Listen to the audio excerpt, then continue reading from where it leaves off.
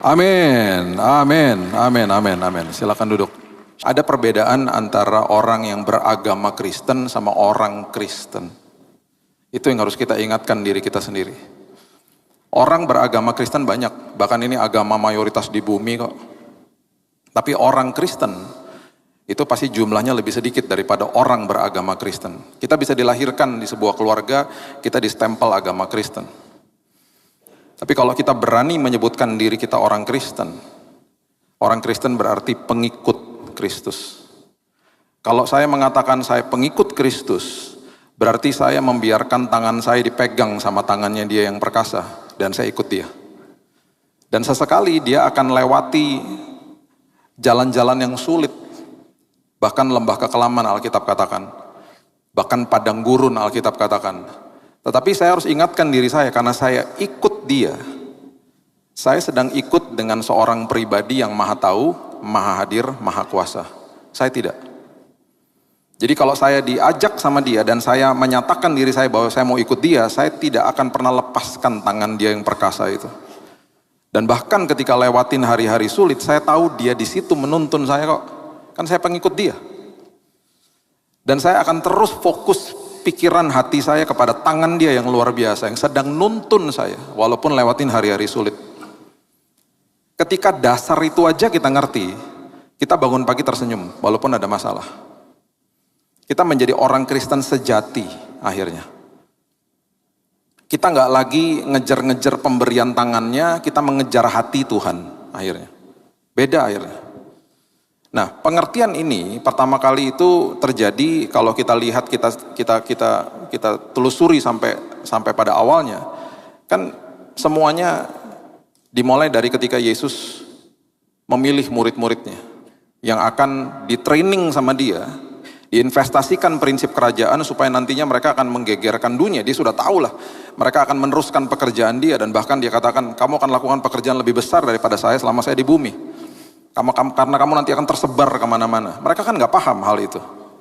Waktu Yesus ditangkap, kabur semuanya. Jadi ring satunya, orang-orang yang kenal sama mereka pasti berpikir gini, ya gagal ya rencana dia. Waktu dia ditangkap, murid-muridnya kabur.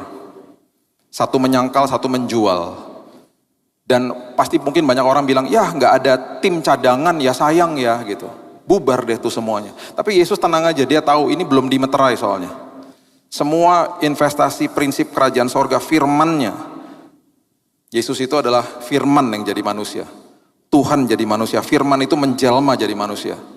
Dia bayangkan saat itu dia berjalan di muka bumi ini, dia menjadi firman terbuka, dia beritakan itu kepada murid-muridnya, yang paling utama dapat tuh mereka kan.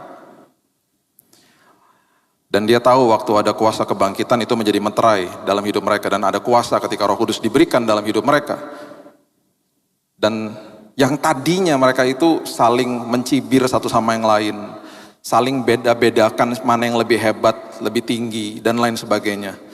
Waktu akhirnya mereka dapat kuasa Roh Kudus, mereka sendiri terkaget-kaget bahwa Tuhan, Yesus itu yang ada di sekitar dia selama hidupnya mereka, yang akhirnya mati di kayu salib. Tiba-tiba mereka lagi berkumpul di sebuah ruangan dengan ruangan yang tertutup, mereka ketakutan, tiba-tiba muncul Yesus di situ, menembus tembok-tembok itu.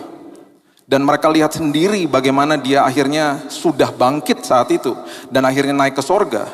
Dengan prinsip ini, the aftermath, setelah apa yang terjadi semuanya ini, mereka mulai nginjil kemana-mana, tanpa Alkitab. Gak ada Alkitab, lagi ditulis kok, dan akan ditulis yang perjanjian barunya. Mereka cuma berdasarkan Taurat aja yang ada saat itu, dan mereka mulai banyak sekali pengajaran mereka yang mereka kasih tahu itu menggegerkan orang di sekitar mereka. Dan tanpa itu, tanpa Alkitab perjanjian baru yang kita pegang, mereka mulai menginjil, orang mulai terima Yesus sebagai juru selamat. Itulah cikal bakal daripada gereja mula-mula. Gara-gara cuman kesaksian hidup. Nah, kemudian kita tahu lagi bahwa mereka itu berkumpul di tempat namanya Antioquia, itu adalah markasnya mereka, gitu ya. Kemudian Paulus juga diajak ke situ sama Barnabas satu hari, temannya dikenalin sama mereka semuanya. Dan bahkan Paulus ini yang bukan hidup di zamannya Yesus, orang yang justru berdosa, bisa membeberkan tentang kasih karunia begitu luar biasa. Bahkan sampai terjadi pergeseran antara dia dengan Petrus di awal-awal, karena Petrus masih katakan ini kan harus disunat. Dia bilang nggak perlu dong, itu kan Taurat lama, kamu harus ngerti, kamu tuh hidup sama dia gimana sih, kamu nggak ngerti juga. Saya ini kan masih baru nih, saya newcomer, saya nih baru bertobat loh. Kok saya lebih ngerti dari kamu, mungkin ngomongnya begitu. Dan waktu dia dibawa ke Antioquia, dikenalin sama Barnabas, mungkin kan pilar gereja mula-mula, murid-murid yang ada di situ bilang itu kan pembunuh. Barnabas bilang, udahlah, terima aja. Mereka bergabung jadi satu. Mereka menggegerkan dunia dengan Injil. Luar biasa, mereka menggegerkan dunia dengan Injil. Dan tiba-tiba waktu itu terjadi semuanya, orang-orang di Antioquia ngelihat mereka dianggap aneh. Dianggapnya mereka adalah sekte Nazaret, the Nazarene sect. Karena pengikut Kristus, nah disitulah kata Kristen muncul. Itu sejarahnya begitu. Saya kalau bahas tentang jemaat mula-mula, passionate sekali, luar biasa soalnya kehidupan mereka. Saya nggak bisa beberkan semuanya. Waktu mereka dikasih tahu, Kristen loh, gitu.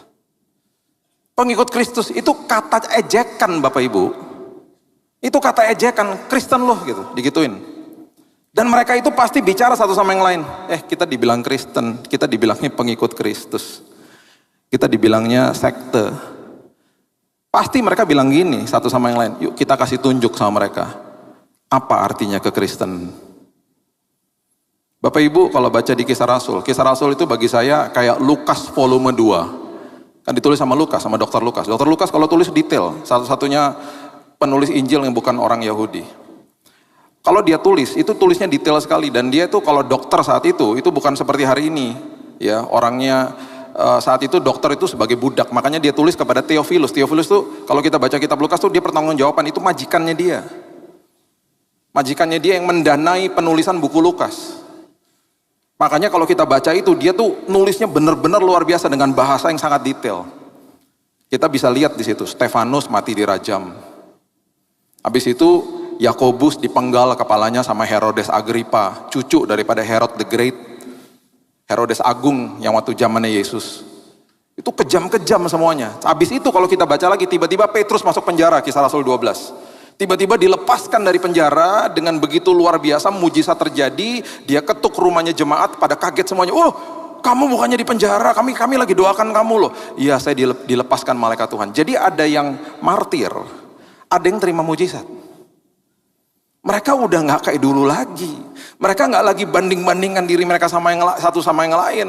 Mereka mungkin nggak bilang begini lagi. Oh, kamu dapat mujizat kok saya tidak. Mereka paham bahwa mujizat terjadi untuk kepentingan kerajaan sorga, bukan kepentingan saya. Mereka terima apa yang terjadi. Mereka pengikut Kristus.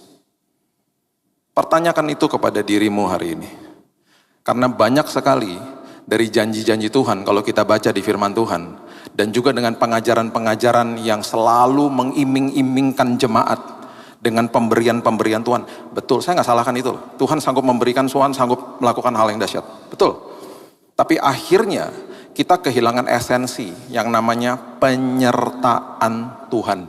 Perhatikan ini baik-baik. Coba lihat ya, Yosua pasal yang pertama, ayat yang kedua sampai 6. Dari ayat ini aja, dari perikop ini aja, saya mau kita belajar ya.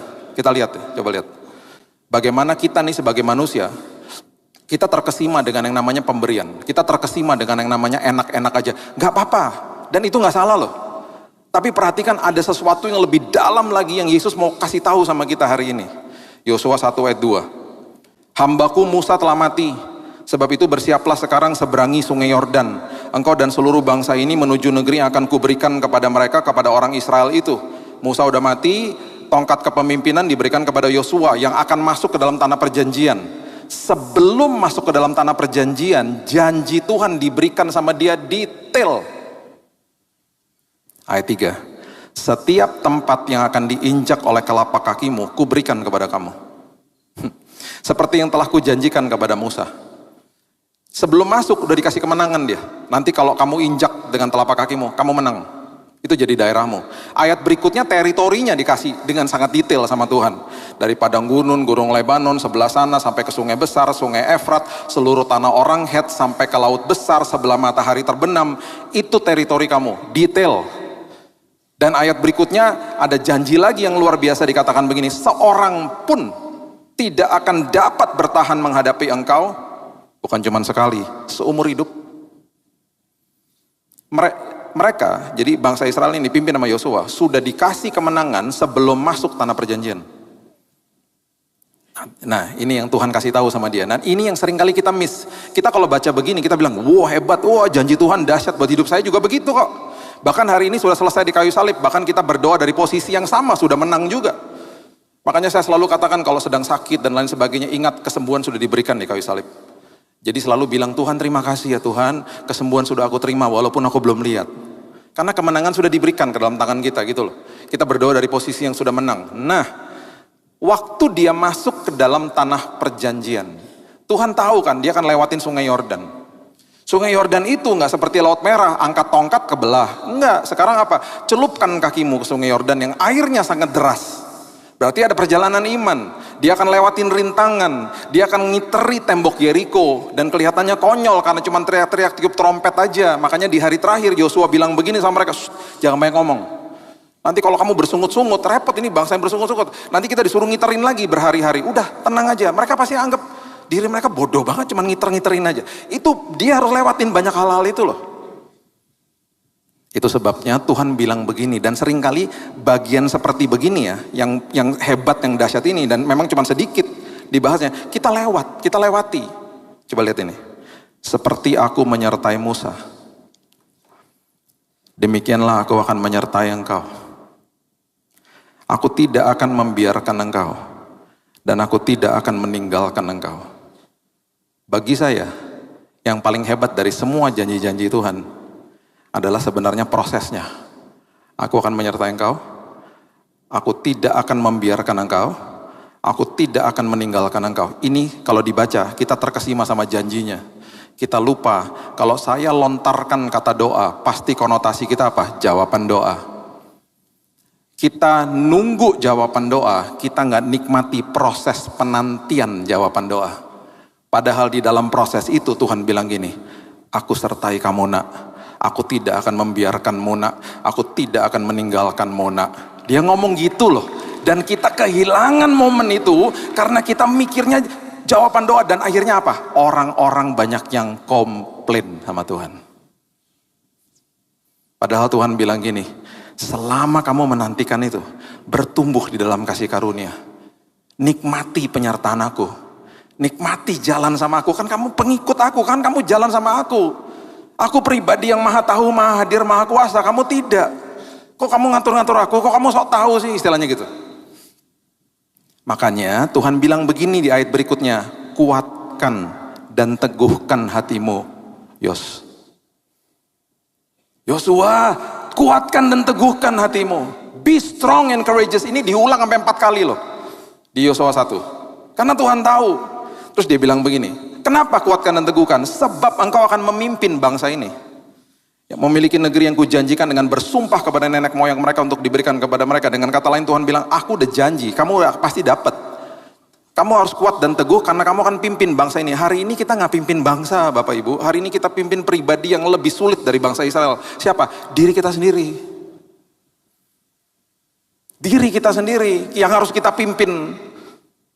Untuk ketika masuk ke dalam sebuah permasalahan hidup, proses kehidupan, nikmati perjalanannya.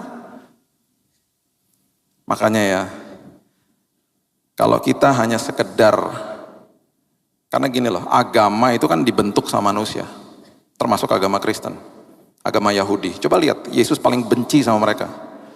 Karena urusannya apa? Aturan-aturan, ritual-ritual terus yang dilakukan sama mereka. Dan itu nggak membebaskan manusia. Saya 26 tahun pelayanan, ribuan gereja saya udah masukin, ribuan tata ibadah berarti. Sekarang ada ribuan sinode denominasi. Jadi kan saya selalu ingetin jemaat kan, ya, hormati agama Kristen, hormati sinode, denominasi, tata ibadah, hormati, jangan dikultuskan, jangan kultuskan hamba Tuhan bahkan. Kejar Yesusnya. Jadi orang Kristen yang seperti itu, jangan agamawi. Sekarang ya, coba kita lihat, agama, semua dibentuk sama manusia. Untuk apa? Datang kepada Tuhan, mencari Tuhan dengan ritual-ritual mereka. Tanpa kita sadari loh, tanpa kita sadari. itu menyusup ke dalam kepercayaan kita dan cara kita untuk datang kepada Tuhan. Kita nggak sadar bahwa satu-satunya Tuhan, garis bawah itu, yang turun dari tahtanya, menjelma jadi manusia, menghampiri manusia, membuka dirinya, dan bilang begini, udah kamu diam aja. Bukan dengan usahamu, aku yang datang kepadamu kok. Aku buka diriku supaya kamu kenal siapa aku. Dan dia nggak pernah bilang begini, follow me, ikut aku, tapi kamu harus agama Kristen. Nggak, ikut aku, titik. Itu hanya Yesus. Itu hanya Yesus. Dan kalau kita nggak paham juga, kita akhirnya jadi orang-orang Kristen ikut Tuhan pakai formula. Makanya banyak orang, dan ini membuat saya sedih. Ini makanya saya bilang dari tadi kan, saya mau curhat. Ini yang membuat saya sedih. Kalau ada jemaat ngomong begini, Pak, saya udah doa sekian lama, saya udah puasa sekian lama, kok Tuhan nggak jawab?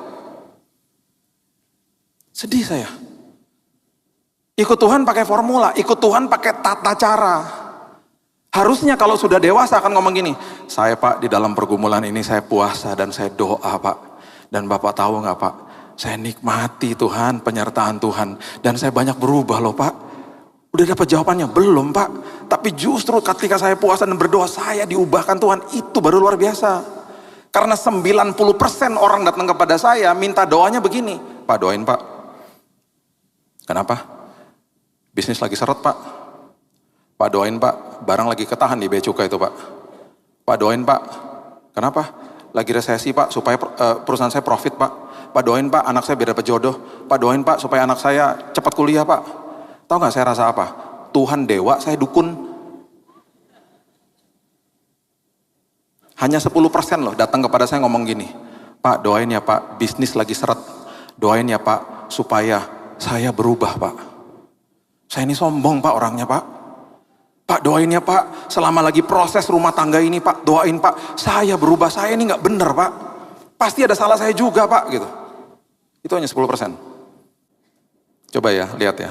Taruh di angka 8, itu adalah tujuan Tuhan dalam hidup kita. Karena pengajaran-pengajaran yang selalu mengiming-imingkan berkat, dan arti berkatnya juga salah lagi.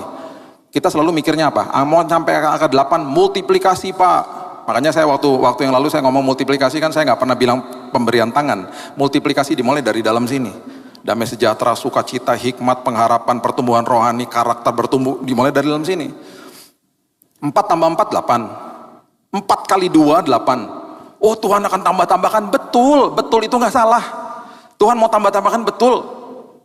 4 tambah 4, 6 tambah 2, 4 kali 2, 8, 2 kali 4, 8. Pernah nggak mikir, 10 kurang 2 juga 8. 20 kurang 12 juga 8. Tiba-tiba kita kehilangan sesuatu, tiba-tiba kehilangan seolah-olah ya, kita kayaknya mundur. Tuhan nggak pernah ajak kita mundur, seolah-olah seperti begitu. Tapi semuanya dibiarkan terjadi supaya kita sampai ke tujuan itu. Ada yang disingkirin sama Tuhan karena ini nggak penting nak, kamu jangan ikut-ikutan sama beginian, kamu ini bukan prioritasmu nak, gitu. Dikurang-kurangin sama Tuhan supaya sampai ke angka itu. Nah, coba lihat. Itu contoh sederhana. Makanya akhirnya ya, orang-orang ketika masuk ke dalam pengenalan sama Tuhan, akhirnya ini juga please, jangan pernah ngomong begini. Kamu pelayanan dong, biar kamu diberkati. Ngawur itu. Kalau ada yang pernah ngomong gitu sama Bapak Ibu bilang, kamu bertobat. Sudah dengerin Bapak Billy itu. Bertobat kamu. Dan jangan mau dibohongin, itu eksploitasi namanya. Kita hari ini pelayanan, melayani Tuhan, karena saya terlebih dahulu sudah diberkati sama Tuhan. Bukan untuk diberkati. Berkatnya apa? Terlebih dahulu Tuhan sudah datang memberikan keselamatan bagi saya, memberikan kasihnya bagi saya, itu sebabnya saya mau melayani dia. Bukan melayani untuk dapat berkat, bukan. Makanya banyak orang stres, burn out. Kemarin ada teman saya tanya gini, Pak selama 26 tahun pernah jenuh gak melayani Tuhan? Gak pernah. Gak pernah? Ya capek pernah, tapi jenuh, yang namanya jenuh gak pernah. Karena terlalu baik yang saya terima dari Tuhan. Makanya Yesus bilang begini sama Marta, kalau bisa diartikan dalam bahasa sehari-hari, kamu ngapain sih ribet banget? Belajar terima, seperti Maria. Nanti satu hari kita belajar tentang arti menerima. Ini saya kasih previewnya nih. Baca Yohanes 13. Satu-satunya murid yang menulis dirinya seolah-olah narsis loh. Murid yang dikasihinya, Yohanes. Kalau dia tulis kitabnya, dia bilang murid yang dikasih itu berarti dirinya sendiri loh. Kalau kita baca seolah-olah kayak narsis, enggak. Dia lagi fokus sama kasihnya Tuhan kepada dia. Beda sama Petrus. Dia fokus sama kasihnya kepada Tuhan, jatuh akhirnya. Satu-satunya murid yang merasa dan mengalami kasih Tuhan sebelum Yesus naik ke kayu salib, itu Yohanes. Bahasa Inggrisnya John. Nama saya juga John. Saya pas baca, bagus deh. Saya dikasih nama John sama orang tua saya, nama panjang saya. Yohanes 13, dia bersender di dadanya Yesus. Satu-satunya murid yang tahu siapa yang akan menjual Yesus, itu hanya Yohanes. Petrus tanya gini, nitip-nitip, tanyain dong siapa? Yohanes bersandar di dada Yesus. Dia kasih tahu sama Yesus, siapa yang nanti akan menjual dia. Satu-satunya murid yang tahu. Makanya satu-satunya murid yang berdiri di depan kayu salib, memberanikan dirinya berdiri di depan kayu salib. Lu mau tangkap gua lah, lu mau hukum terserah. Yohanes. Makanya penulisan kitabnya berbeda kan dengan Matius, Markus, dan Lukas. Injil, tetapi bukan sinoptik, tidak serupa seperti Matius, Markus, dan Lukas. Dia nggak pernah mulai kitabnya dengan kelahiran Yesus, enggak. Pada mulanya adalah firman. Oh, dia dapat isi hati Tuhan. Dia dapat pewahyuan yang dahsyat yang orang lain nggak dapat. Itu John, itu Yohanes. Makanya kita ya, kalau kita kejar isi hati dia, kita merdeka akhirnya. Kita dibukakan firman sama dia yang mungkin yang lain gak dapat. Karena ngejar-ngejar pemberian Tuhan. Makanya Markus 3 coba lihat ya. Markus 3 ayat yang ke-7 coba lihat. Markus 3 ayat yang ke-7 dan 8. Kemudian Yesus dengan murid-muridnya menyingkir ke danau. Dan banyak orang dari Galilea mengikutinya, juga dari Yudea, Yerusalem, Idumea, seberang Yordan, daerah Tirus, Sidon. Datang banyak orang kepadanya sesudah mereka mendengar segala yang dilakukannya. Oh, dia bisa ini, dia bisa itu, dia bisa menyembuhkan, dia bisa kasih mujizat. Datang berbondong-bondong. Makanya ayat yang ke-10 mengatakan begini, sebab Yesus menyembuhkan banyak orang sehingga semua penderita penyakit berdesak-desakan kepadanya hendak menjamahnya. Yang dikejar pemberian tangannya. Gak salah ya, mau minta kesembuhan, gak salah. Betul-betul gak salah. Tapi orientasinya akhirnya datang kepada Tuhan karena pemberian Tuhan. Kita kehilangan esensi penyertaan Tuhan. Kita gak nikmati proses. Kita komplain akhirnya. Kita ikut Tuhan pakai formula. Kita akhirnya begini nih. Sekedar mungkin hanya tahu firman, tetapi nggak membiarkan firman menguasai saya. Kita akhirnya menjadi orang yang beragama Kristen, banding-bandingkan hidup dengan orang lain, bukan bandingkan diri dengan firman. Bukan, akhirnya gini, menjadi orang Kristen yang sekedar hanya baca Alkitab karena diharuskan, bukan membiarkan Alkitab baca saya. Beda. Dimensinya beda udah. Dan jadinya seperti begini. Makanya mereka waktu saat itu, mereka tuh seneng dengan pengajarannya dia, ya oke lah. Karena pengajarannya dia tuh out of the box gitu ya. Tidak seperti Taurat yang lain, seperti pemimpin agama. Ujung-ujungnya ngejar-ngejar kesembuhan. Dan mereka berpikir apa? Mesias yang datang untuk mereka adalah Mesias yang akan membebaskan mereka dari penjajahan Romawi. Makanya waktu dia masuk Yerusalem, di atas keledai, semua teriak apa? Hosana, Hosana. Artinya apa? Save us, selamatkan kami. Bukan dari belenggu dosa. Bukan, mereka nggak paham. Mereka nggak paham soal itu. Mereka mikir Yesus datang mau membebaskan mereka jadi raja letterlek, raja Yahudi. Membebaskan mereka dari penjajahan Romawi. Waktu akhirnya mereka tahu bahwa dia datang bukan untuk itu. Oh, nggak lama setelah itu mereka teriak lagi. Salibkan dia. Tapi hari ini kan kami nggak ngomong salibkan dia. Sama aja. Keinginan kita nggak dijawab sama dia. Keinginan kita loh ya. Dan kita ngatur-ngatur Tuhan. Dan kita merasa baunya kok lama banget sih dan lain sebagainya. Kita ngomong apa? Aku kecewa sama Tuhan. Sama aja. Sama aja. Yang tadinya cuma bertanya karena nggak nikmati penyertaan Tuhan, mempertanyakan Tuhan akhirnya. Tuhan ada nggak sih? Tuhan sanggup nggak sih? Pengikut Kristus itu berarti dia fokus sama tangan Tuhan yang memegang tangannya dan tidak pernah sedetik pun dia lepaskan tangan kita. Gak pernah loh. Dan betul kita lewatin hal-hal yang gak enak, tetapi kan dia pegangin tangan kita.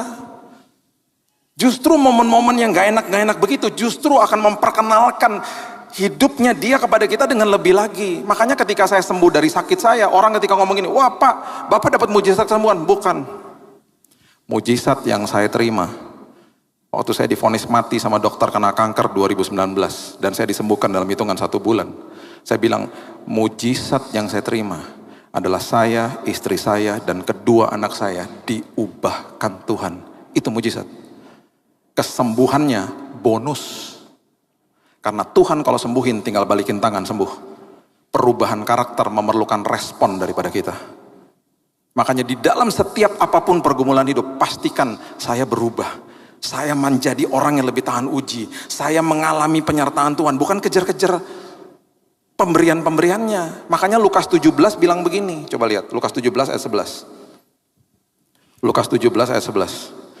Dalam perjalanan ke Yerusalem, Yesus menyusur perbatasan Samaria dan Galilea. Ketika ia memasuki suatu desa, datanglah 10 orang kusta menemui dia. Mereka tinggal berdiri agak jauh, berteriak, Yesus Guru, kasihani kami. Lalu ia memandang mereka dan berkata, pergi perlihatkan dirimu kepada imam-imam. Sementara mereka di tengah jalan, mereka menjadi tahir, sembuh. Seorang dari mereka ketika melihat bahwa ia telah sembuh, kembali sambil memuliakan Allah dengan suara nyaring, dia berteriak. Lalu tersungkur di depan kaki Yesus dan mengucap syukur kepadanya. Dan Lukas menulis, orang ini adalah orang Samaria. Orang yang dibenci sama orang Yahudi. Menganut pemahaman namanya Samaritanisme, karena mereka perkawinan silang. Dibenci. Dan bahkan mereka tuh selalu dikatakan orang asing. Yesus bilang begini ayat 17. Bukankah ke-10 orang tadi semuanya telah menjadi tahir? Di manakah yang 9 itu? Yang 9 kabur dengan pemberiannya. Sembuh, kabur. Yesus tanya, yang 9 mana? Karena rupanya ada tambahan lagi. Yang dia udah siapkan buat mereka. Yang 1 terkesima sama sang pemberi, bukan sama pemberiannya. Yang 1 terkesima sama Yesusnya. Dan dikatakan, tidak adakah di antara mereka yang kembali untuk memuliakan Allah selain daripada orang asing. Orang asing loh itu. Samaria itu orang asing.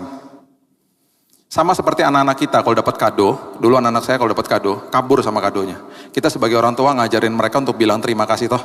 Terus kita bilang apa? Bilang apa? Mereka waktu bilang terima kasih, anak-anak saya juga saya nggak dilihat waktu mereka masih kecil. Thank you mami, thank you daddy. Mereka terkesima sama kadonya.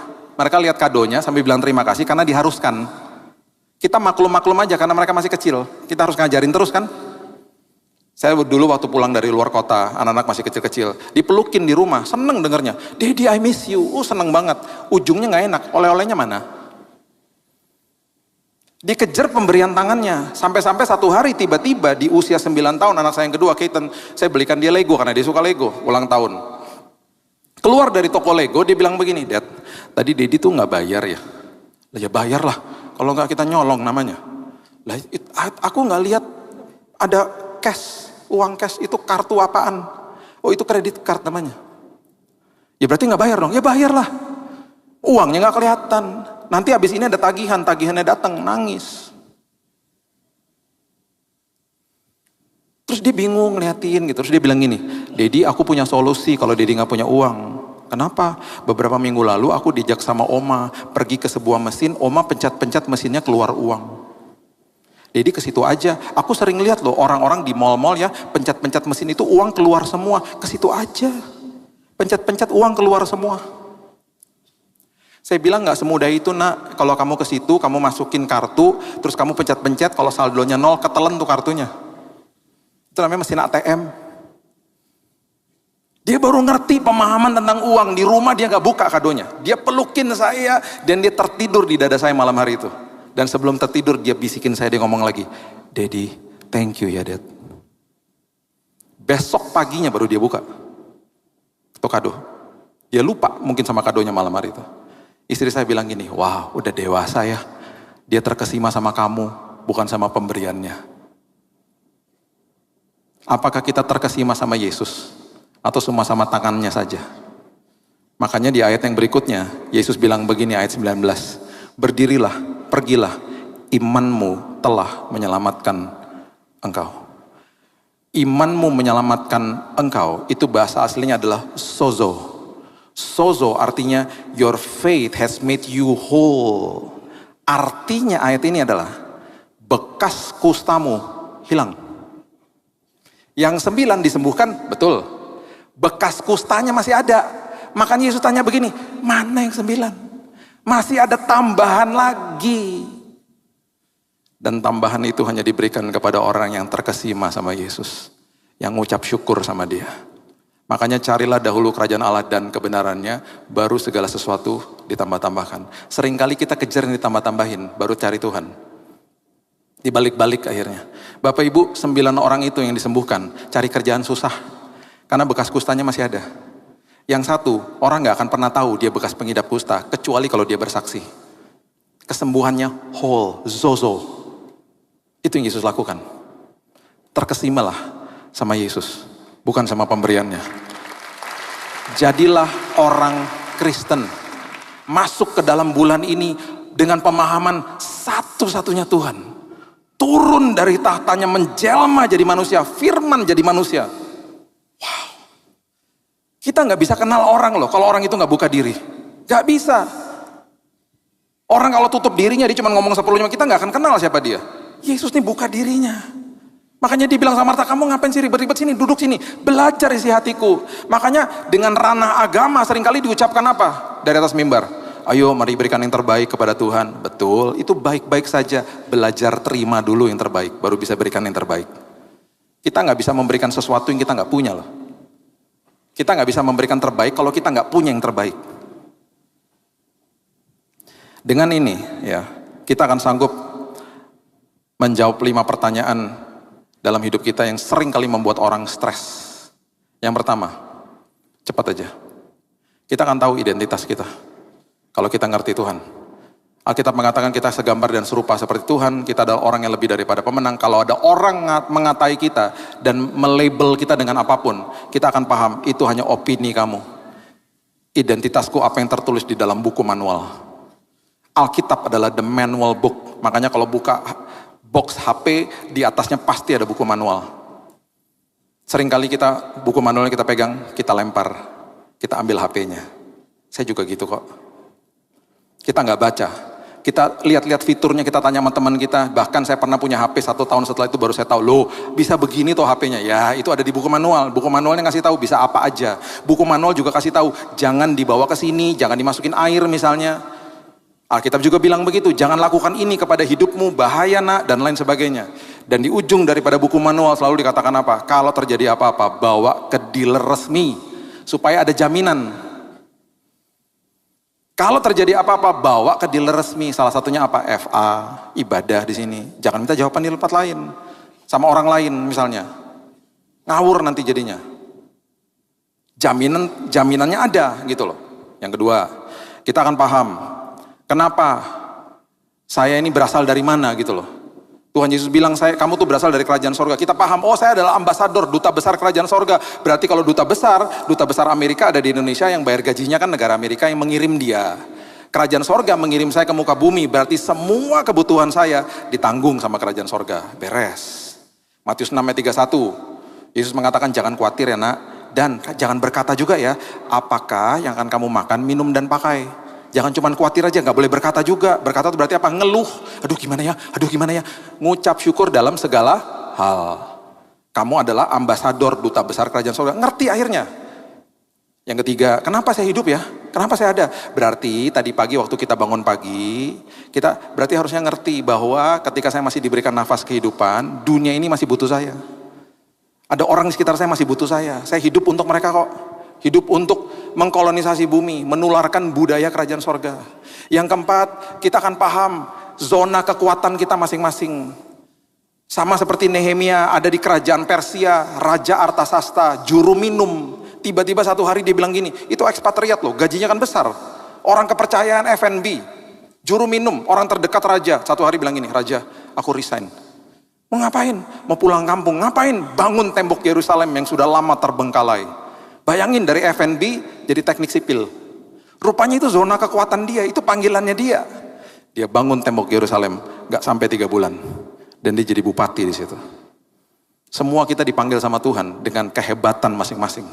Dan akhirnya kita juga paham, kemana saya pergi setelah ini. Kita semua dipanggil pulang sama Tuhan. Masalahnya kita nggak pernah lihat rumah yang kita akan pergi toh. Jadi kalau dipanggil pulang orang berduka. Harusnya kalau dipanggil pulang. Sekarang contohnya, misalnya ada temen, dia lagi kemana? Lagi ke Bali. Kita pasti ngomong gini, aduh asik banget. Karena kita pernah ke sana. Atau kita pernah lihat fotonya. Sekarang masalahnya kan kita nggak pernah lihat foto sorga. Jadi kalau orang dipanggil pulang, kita gini, aduh sedih ya. Harusnya gimana kalau dipanggil pulang?